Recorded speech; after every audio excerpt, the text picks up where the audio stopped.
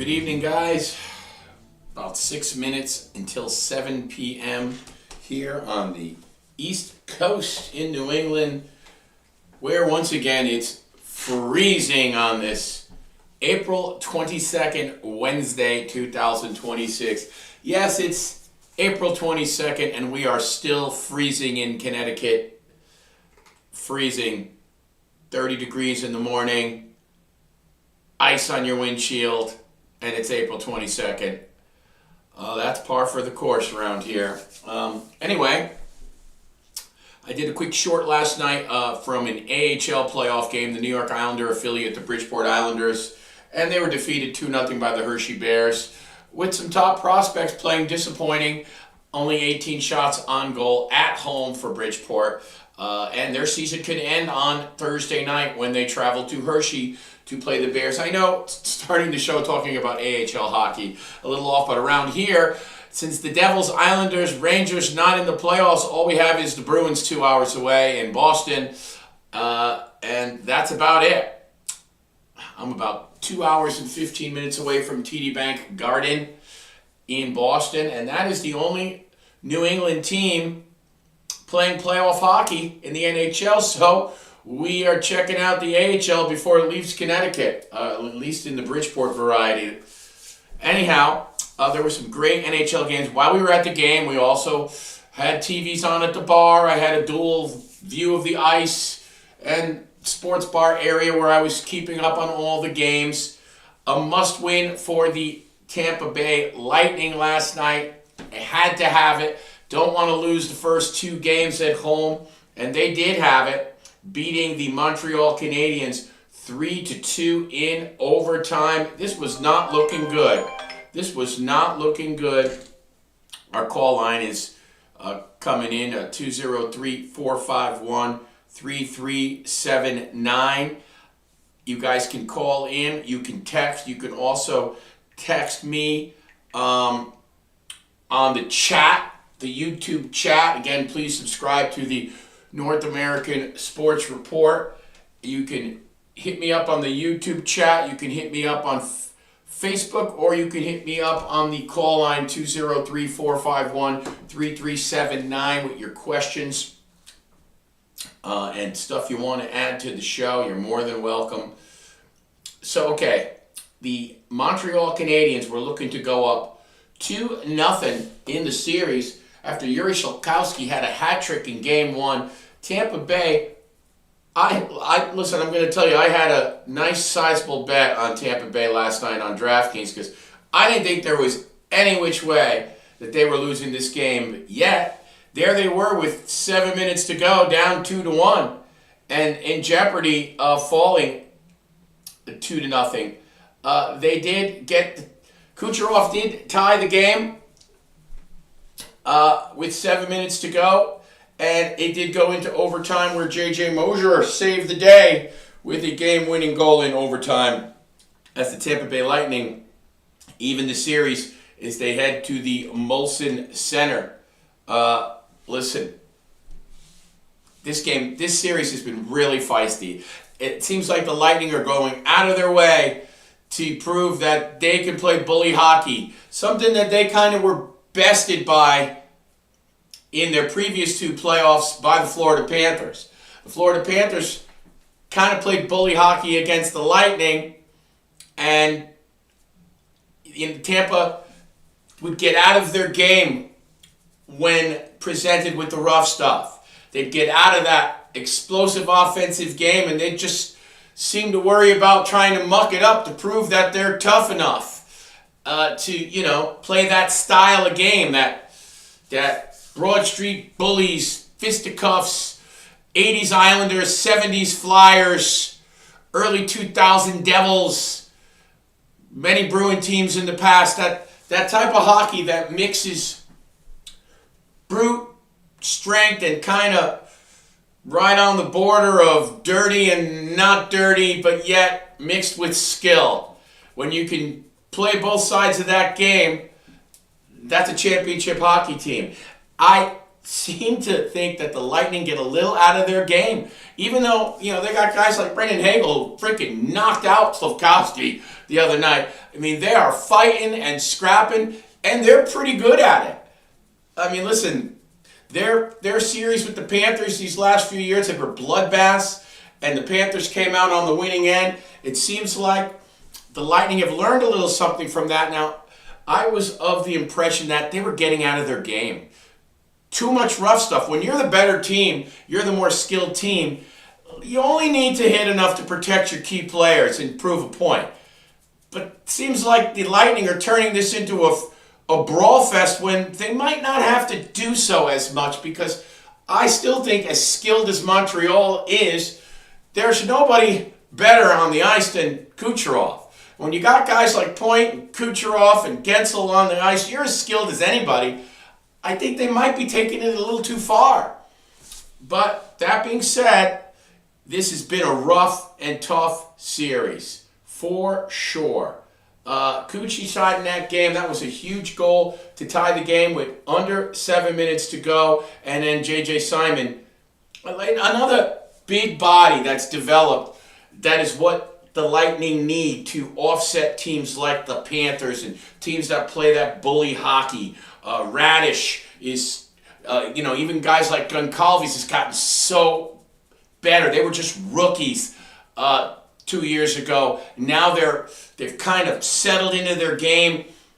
I think the Lightning have gotten more physical, and that's what they needed, because that's what they used to be like when they were going to Stanley Cups. And, they lost guys like Pat Maroon, and they had lost McDonough, but they got him back. They had lost guys like Gord, those fourth-line guys that could, they could still put pucks in the net, but they beat the hell out of you. That's what made those Lightning teams great, that won those 2 cups and went to the 3 cups. And it seems like they got that back. You have Gord, guys like Hagel that are tough, but the development of guys like Simon on the defensive end and Mosier. That is what they needed. That was what they were missing. So again, it was J.J. Mosier in overtime with the game winner. Who else for the Lightning? Sorelli had 2 assists on the night. Mosier had the game winner in overtime. Cernak had the assist. Hagel with a goal and an assist. Gensel with an assist. Kucherov with a goal. Again, J.J. Simon with the winner in OT to propel the Lightning to a 3-2 victory over Montreal. Okay, so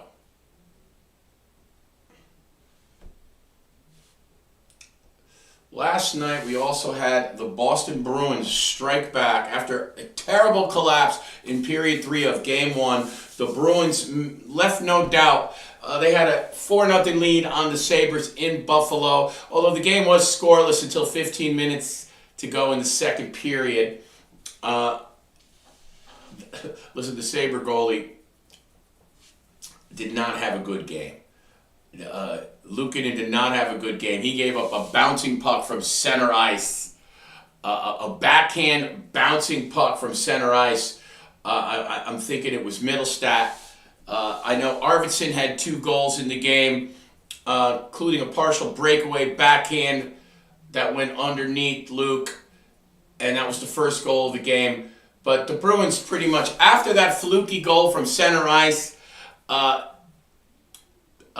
Zacha puts one in on a beautiful feed from Pasternak to make it 3-0. They never looked back. The Sabres added 2 goals late, just enough with 4 minutes and 32 seconds left. They had gotten to within 4-2. They got both those goals with the net pulled. And, it was just enough to give the Sabres, give the Bruins a little PTSD flashback from the way they blew game 1. But this time, Coach Sturm calls a timeout and settles them and says, guys, we got this. This is not going to happen to us again. And he settled them down, and they closed it out. Krebs and Byron with the goals. in the third period for the Sabres again after the game was already 4-0. Boston evens the series, and nice way to bounce back after that shocking loss in Game 1, the way they gave that game away. So that series is now tied at 1. So Habs Lightning tied at 1. Again, the game winner by J.J. Mosier, who, like I said, guys like him, the defenseman Dastow, they brought up from the AHL. The development of some of the younger players like Goncalves for Tampa, who were just wet behind the ears. Gergensons. These guys have brought a little more physical presence. They're large players. And, of course, you got psychos like Hagel. The Lightning have raised their physical game, which is what they were lacking in their previous defeats to Florida. I'm really impressed with the Lightning, although they were just 7 minutes away from going down 2-0. I picked the Lightning to win this series in 7 games, and then eventually advance to the Stanley Cup Finals. I did pick Colorado in the Cup Finals against Tampa. Beginning of the season, I picked Tampa and Vegas. Gun to my head, I would say Colorado now, but I'll stick to the Vegas Tampa prediction. But I did admit before the playoffs I do favor Colorado over Vegas now. In the West, I actually think the Final Four is going to be Edmonton and Colorado, and in the East it's going to be Tampa Bay. I liked in the beginning. I liked Tampa Bay, Buffalo in the Eastern Final. Those were my Final Four predictions. We'll see how they shake out. In other news in the NHL, we had the Utah Mammoth get their first playoff win in franchise history last night, evening their series with the Vegas Golden Knights 3-2. The Mammoth, in this game, they fell behind 1-0 early, and they were getting dominated. Shots were 10-3 early Vegas. The captain Stone scored early. Barbashev actually had a beautiful dangle goal to tie the game at 2 after Utah, who was getting dominated, down 1-0, got their act together, scored 2 goals to take a 2-1 lead. Barbashev scores on a beautiful dangle to tie the game. And then Logan Cooley, the youngster for the Utah Mammoth, scores with about 3.5 minutes left, if I remember correctly. Dylan Gunther, the fabulous young player who had a 40-goal season, he also added a goal in the game for Utah, which won their first game ever, 3-2. That series now tied at 1 apiece. Again, Logan Cooley with the game winner. Late third period. Okay, what else? So last night, we had the Avalanche extend their lead. Now, both these games have been close. Avalanche, they've been heavily out shooting the Kings, but the Kings have been hanging in there. Anton Forsberg, their goalie, has played excellent. Actually, you know what, too? The Utah Mammoth have gotten excellent goaltending in their series, too. The Vemeka kid, I don't know if I'm saying his name right. You know what? Let's get a better pronunciation of this goalie. He has actually kept the Utah Mammoth in it. Karaj Vejmeka, that is the starter for the Utah Mammoth, and he has, put on a good show. He didn't have to make as many saves last time. They only saw 21 shots, but played excellent in defeat in Game 1, where they were defeated 4-2 by Vegas. So that series again, Vegas-Utah tied at 1. All these playoff series. Boston-Buffalo tied at 1. We have Tampa-Montreal tied at 1. Dallas-Minnesota tied at 1. That game's kicking off at 9:30, Game 3 from Minnesota tonight. The Pittsburgh-Philly series is the only series that is 2-0, and that game is just underway right now in Philadelphia. With the story there has been youngster Porter Martone, 19-year-old rookie for the Flyers, scored in each game. Game winner last night, game winner the night before. Last night's game was a 3-0 game. Dan Vladar, the goalie for the Flyers, has played excellent. He has stopped 32 of 34 shots in this series. But again, the Flyers have controlled the play and the physicality in both these games. Other than Evgeny Malkin's 2-point night in Game 1, a goal and an assist in a 3-2 victory in Game 1, the Penguin offense has been quiet. They had only 17 shots in Game 1, and they had only... they did have 27 shots in Game 2, all stopped by Vladar. But, you're talking 34 shots total, right? 44 shots in 2 games. 44 shots in 2 games. 27 and 17. My mistake. Dan Vladar has stopped 42 of 44 shots in the 2 games. But again, Penguins only averaging 22 shots a game. Game 1, they had only 17 shots at home. That's not going to get it done. 17 shots at home is not going to get it done. I don't think Crosby is healthy, and these youngsters, Chinakhov and Kindle, who had such great seasons for the Penguins, have been silent. You can't blame this one on Stuart Skinner, okay? They're just not generating any offense. Granted, Skinner, in one of the games, gave up 3 goals on 20 shots. Not stellar, but I didn't see him give up any soft goals. So that's the story in the Flyers series. Youngster Porter Martone and the Flyers just controlling the Penguins. Game 3, just dropping the puck. Actually, it hasn't started yet. They're just about to drop the puck in Philly. Game 3, you can catch that on TNT. Okay, we got Stars and Wild at 9:30. Again, that series is tied at 1. A must. After getting dominated in Game 1, we went over that one the other day. A must-win for Dallas, and they did bounce back in Game 2. I will tell you this much. The Stars are missing Rupe Hintz, okay? Rupe Hintz is a fine finish forward, and he expects to play at some point in this series, but his absence is felt because they're already down.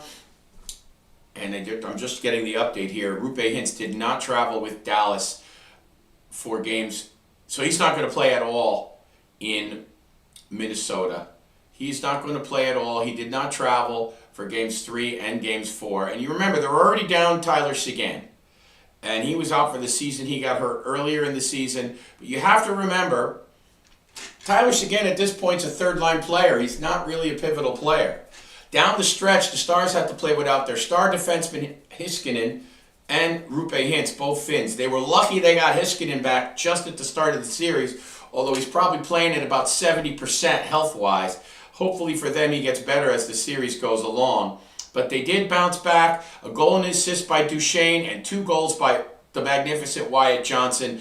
Plenty of weapons. Jason Robertson had a goal and an assist. You got Mikko Rantanen added another assist. Heiskanen, the aforementioned Heiskanen, did add an assist. So Dallas did what they had to do in Game 2, winning 4-2 to tie the series before heading to Minnesota. And listen, you don't want to go down.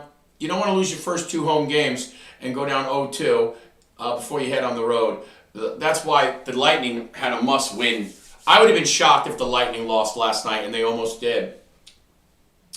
In other series, the Edmonton Oilers kick off at 10 o'clock tonight against the Ducks. Edmonton won Game 1 in their building.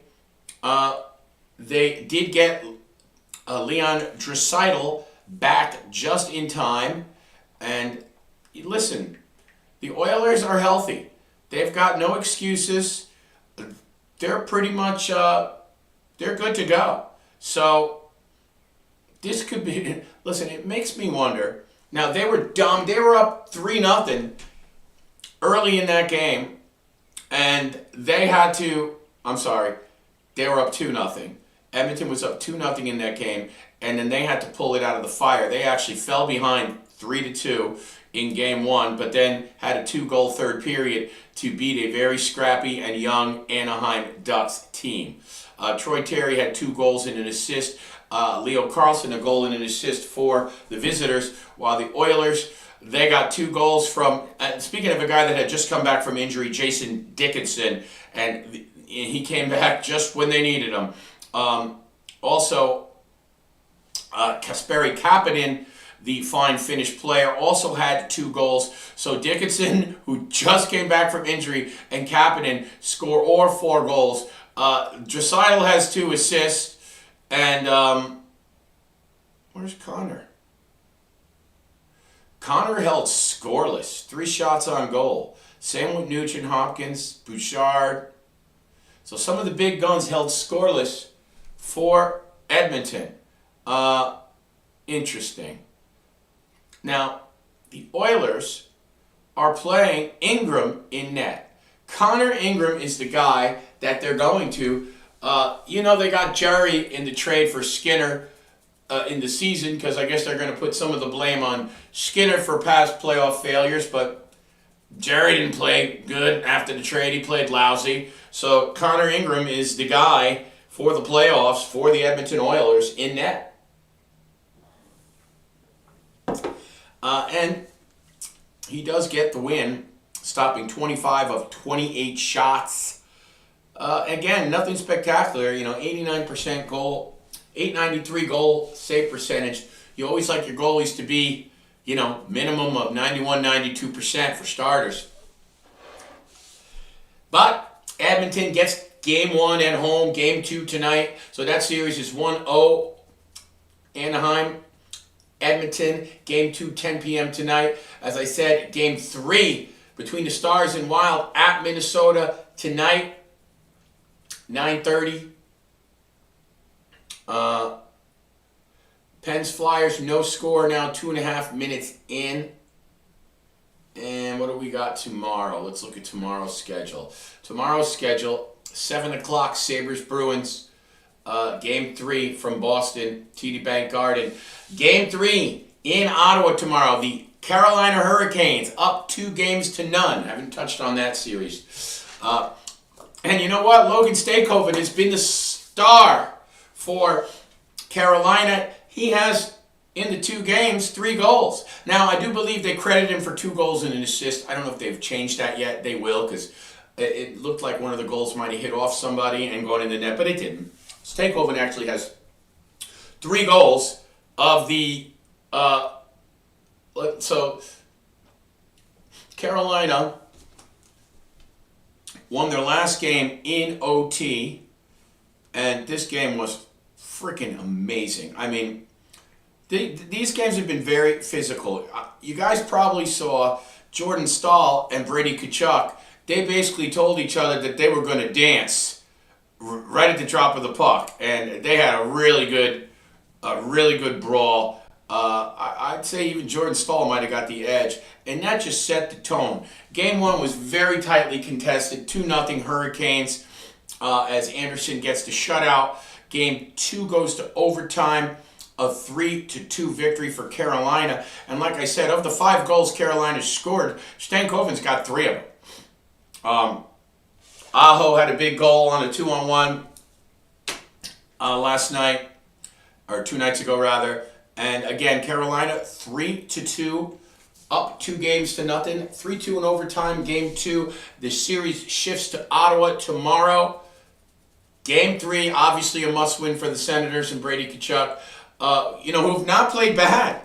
They have been in every game. They have battled.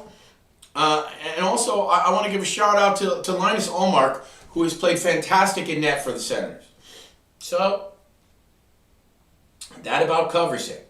So we have the Sabres and Bruins tied at 1 apiece. The only series that are not tied are Colorado over LA. That tomorrow night at 10 o'clock. Also, that'll be game 3. So Colorado is up 2-0 on LA. Philly is up 2-0 on Pittsburgh, playing game 3 as we speak, no score. And Carolina is up 2-0 on Ottawa. Every other series is tied 1-1. So that's where we're at in the NHL. No score 4 minutes in Philadelphia. Okay, we're going to get to the NBA now. We got to touch on a little NBA action. So, a shout out to the Los Angeles Lakers, who, without Luka and Austin Reeves, are up 2-0 on the Houston Rockets. Now, granted, Houston played Game 1 without KD, without Kevin Durant. LeBron has played amazing. He's just played amazing basketball. His lines are like 28, 8, and 8. The other night he was 28, 10, and 7. I mean, he's doing it all. He's playing a complete game, and he is making his players around him better. And, LeBron's good like that. He can do that. That's what he does. Now, I did want to give a... It's amazing that the backcourt has played as well as it has. Now, the Lakers backcourt, not exactly... All right, Luke Kennard's a journeyman veteran, 29-year-old from Duke, had a good college career. He's lighting it up. He is in the backcourt. Luke Kennard had 23 points the other night, and Marcus Smart had 25. These guys have been lighting it up and picking up the slack with no Reeves and Luka there. And like I said, LeBron just making players around him better. So surprise there, Lakers up 2-0, where you could get Luka back in Game 5 or 6. And now, you know what? The Lakers could now win this series. If healthy, they would have definitely won the series. Without these guys going in, everybody favored Houston. So big surprise without all these players, with these players missing, that the Lakers are able to grab the first 2 games at home. So they're heading to Houston. They're heading to Houston up 2-0. In the NBA, the Sixers upset the Celtics in Game 2 in Boston. That series is now tied at 1, heading back to Philly, 111-97. That was a shocker because, Tatum and Brown and company, they just faded them in Game 1. Paul George has a big game, and the Sixers defeat the Celtics in a shocker, 111-97 in Game 2 in Boston. The Spurs were on their way to going up 2-0, and then Victor Wembanyama sustained a concussion in the first half and missed the second half and rested the game, obviously, and they blew the lead and lost the game to Portland 106-103. So that series is now tied at 1 apiece. So we have the Lakers up 2-0 on the Rockets. The Blazers and Spurs are tied at 1. The Sixers and Celtics are tied at 1. The Cavs took the first 2 games over the Raptors. That is 2-0. Cleveland over Toronto. The Knicks and Hawks are tied at 1, heading to Atlanta. The Knicks blew a big fourth quarter lead the other night at the Garden to drop Game 2. Ant-Man and the Timberwolves have evened the series against the Nuggets, 119-114. Joker and the Nuggets heading to Minnesota for Game 3. So, Raptors, Cavs, 2-0 Cavs. Hawks, Knicks, 1-1. Nuggets, T-Wolves, 1-1. Let's just get you all caught up. We said Raptors, Cavs, 2-0. Hawks, Knicks, 1-1. T-Wolves, Nuggets, 1-1. Sixers, Celtics, 1-1. Spurs, Blazers, heading to Portland for Game 3, 1-1. Lakers up 2-0 on Rockets, heading back to Houston. The Detroit Pistons are playing Game 2 tonight in Detroit, and they are up 14-7 after blowing Game 1. The only upset, the only 8-1 upset in the first round. So the only upset of any kind, really, other than the Sixers upsetting Boston the other night in Game 2. But yeah, it was really shocking how the Pistons got handled. I mean, they were behind the whole game in game 1, but they're up by 7 early in game 2 here, trying to even things up. So the Pistons playing the Magic right now, currently down 0-1 in the series. The Thunder play the Suns tonight at 9:30. The Thunder is up 1-0 in that series over Phoenix. And does that about cover it? Knicks-Hawks play tomorrow night at 7. Cavs-Raptors in game 3. Also, that's at 8. Nuggets-T-Wolves at 9:30. That's tomorrow night. And Friday night in the NBA, Celtics-Sixers at 7. Lakers-Rockets at 8. Spurs-Blazers at 10:30. That's Friday night. So that gets you caught up on your NBA. Your NHL we already did. I'm going to get out of here. I'm going to go and I'm going to go watch some hockey. Where are we right now? And the Penguins have taken a 1-0 lead on the Flyers 7 minutes into the game. All right, good for the Penguins. Let's make a series. I don't want to see Pittsburgh go down 3-0. So I'm going to get on that. Baseball, we have the Yankees-Red Sox playing tonight. That's the big one. We'll take a look at that. That's underway. Brewers-Tigers. Brewers up 1-0. Marlins defeated St. Louis today 4-2. The Yanks up 3-0 in the bottom of the second. Sox do have second and third. 2 outs. Fried versus Suarez. Max Fried. So 3-0 Yanks early on. Braves Nationals 4-4. Yankees in first place at 14-9, playing game 2 of the series against the Red Sox. Yanks win last night, as I said. The Mets on a 12-game losing streak. The pathetic Metropolitans up 1-0 in the bottom of the first in Minnesota. We have the Phillies and Cubs later, 7:40, 8:05 Pirates Rangers. Tonight, 8:40, Padres, Rockies. I actually picked the Padres, and I have the Dodgers over the Giants with Ohtani on the mound at 9:45. Those are 2 of my picks in MLB. Again, I said the Marlins defeated the Cardinals early today. Junk on the mound for Florida. Florida is 13-14 on the season. The young Marlins with the lowest payroll in baseball at $96 million. Would somebody please buy the Florida Marlins? With Junk and Meyer and Alcantara, they have some good young pitching on the Florida staff, and I just hate to see them get plucked again. Like when you see guys like, you see so many ex-Florida Marlins like Weathers and Stanton and Chisholm on the Yankees, and all their great players get their big money elsewhere. MLB needs to step in and get some real ownership for the Florida Marlins. South Florida is a major sports hub. You got major college football. You got Stanley Cups being won, South Florida and Western Florida. You got great college athletics, NFL football, NBA basketball, a winning team usually in the Miami Heat. They got to do something to help the Florida Marlins in South Florida. That ownership is terrible. Shame on them. Rays beat the Reds 6-1 today. Orioles 8-6 over the Royals. Angels beat the Blue Jays 7-3. Mariners over the Athletics 5-4.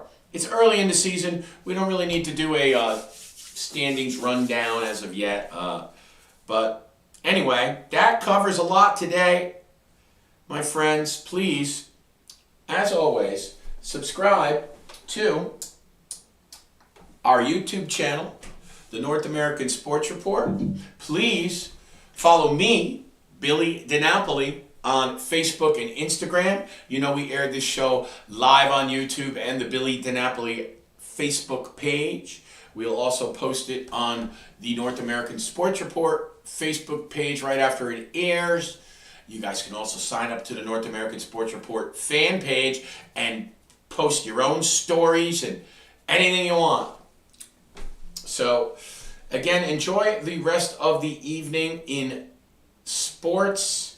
We've got NBA basketball going on right now. Pistons up 18-11. Again, the Suns and Thunder are later tonight, game 2, and that's at 9:30. You have the Penguins right now up 1-0 on the Flyers in the NHL playoffs. You got some Yankees-Red Sox action going on.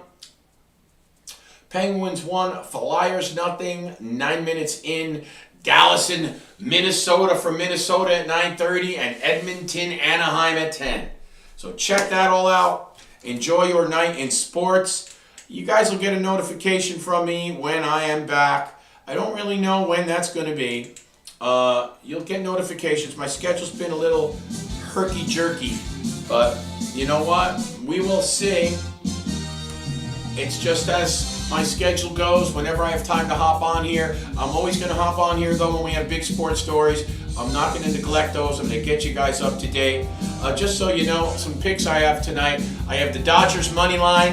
I have the San Diego Padres money line. I have the Minnesota Wild money line in the NHL. And I had the Yankees and Max Fried money line. Those are my 4 picks that I posted on my socials. Actually, you know what? I did not post my DraftKings today.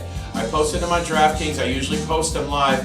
I did not. So the Yankee game is up 3-0. I can't take credit for that on the air. But I also will give out the Padres tonight, the Dodgers tonight, and I'm taking the Minnesota Wild to go up 2-1 over Dallas. I like the Wild in this series in 7, only because the Stars not 100% healthy. If the Stars can get Rupe Hintz back and get a lead in this series, they could swing in their favor. They can win this thing. I do love me some Dallas, Texas, so I do have a little sentimental value for the Stars, but I do like the Wild, and Kirill Kaprizov and Quinn Hughes and company. Eriksson Ek has been fantastic. He lit it up in Game 1 with a couple of goals and a multi-point night. I do, obviously, Brock Faber as well. I mean, got some U.S. hockey gold medalists on the Wild, so it's a great series with lots of star power on both sides, so that should be a good one to watch tonight. Minnesota, Dallas as well. Remember, that's at 9:30. Anyway, guys, I've rambled on enough. My name is Billy D. I'll see you guys later.